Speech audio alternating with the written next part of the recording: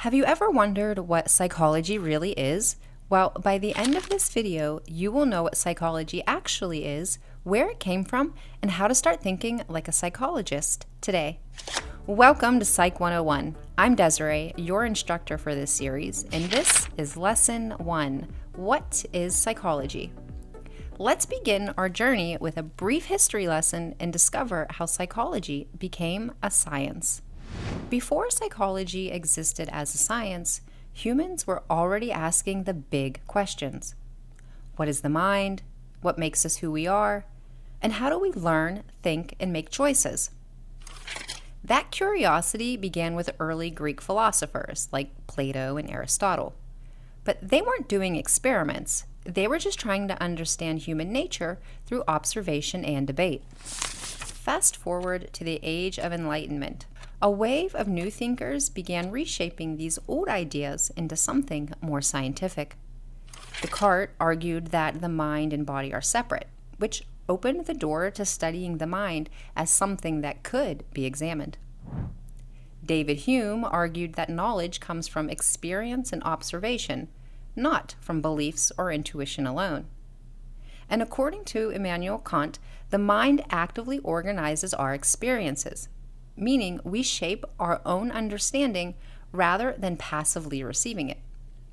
These ideas slowly created a bridge from philosophy into something more measurable.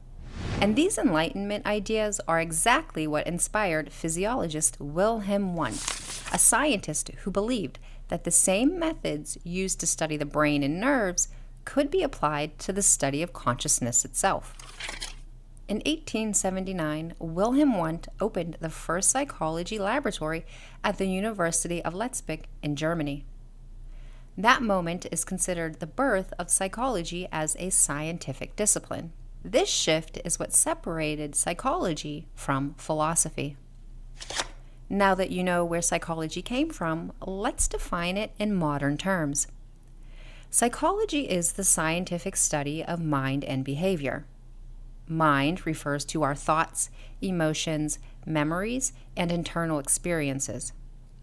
Behavior refers to anything we do that can be observed or measured.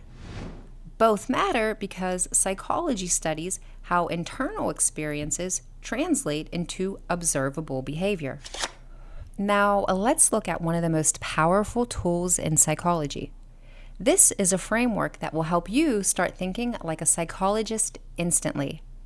Here are the 4 goals of psychology. 1. Describe behavior. Ask, what is happening? This is the basic observation step. 2. Explain behavior. Ask, why is it happening? This is where we look for causes, motives, or influences. 3. Predict behavior. Ask, when is this likely to happen again? This helps psychologists anticipate patterns. And 4. Influence or modify behavior. Ask, how can we help someone change or improve? This is the applied side, like therapy, interventions, and support. These 4 goals guide everything from research to therapy to everyday decision-making. Now that you understand what psychologists do, let's look at the different perspectives they use to understand human behavior. Psychology isn't just one theory or approach. It's a whole toolkit for understanding people. Each perspective answers a different piece of the puzzle.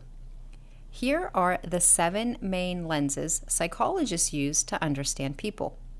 Don't worry about memorizing these yet. In the next lesson, we'll take a deeper look at each perspective and see how they actually shape your thoughts, behaviors, and daily life. The first psychological perspective is biological, and you can think brain, body, and genetics. Next is cognitive. Those involve thoughts, problem solvings, and mental processes. Behavioral focuses on lenses through reinforcement and environment. The humanistic lens focuses on personal growth, meaning, and self-actualization. Psychodynamic perspectives focus on unconscious motives and early experiences. Socioculture focuses on culture, identity, and social environments. and evolutionary focuses on the universal patterns shaped by survival. Now, let's put that beautiful brain of yours to work. It's time for the Brain Busters game. Let's see if you've been paying attention.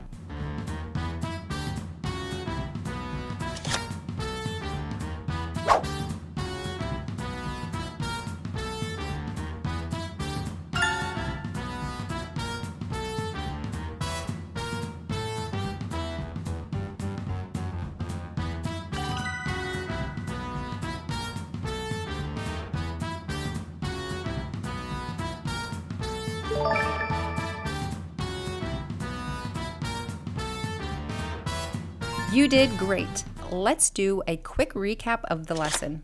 These are the key things to jot down in your psychology notebook. Psychology began with philosophy. Wundt transformed it into a scientific discipline. Psychology studies both the mind and behavior. The 4 goals of psychology help us understand what psychologists do. And there are multiple perspectives we'll keep exploring throughout this course. Before you go, here's your homework-free zone question for today. Tell me where you're learning from. I love seeing how far this little psychology community reaches. Great job finishing lesson 1. In our next lesson, we're diving into the 7 major philosophical perspectives and the different subfields in psychology. Make sure you subscribe so you don't miss it. And I'll see you in the next lesson.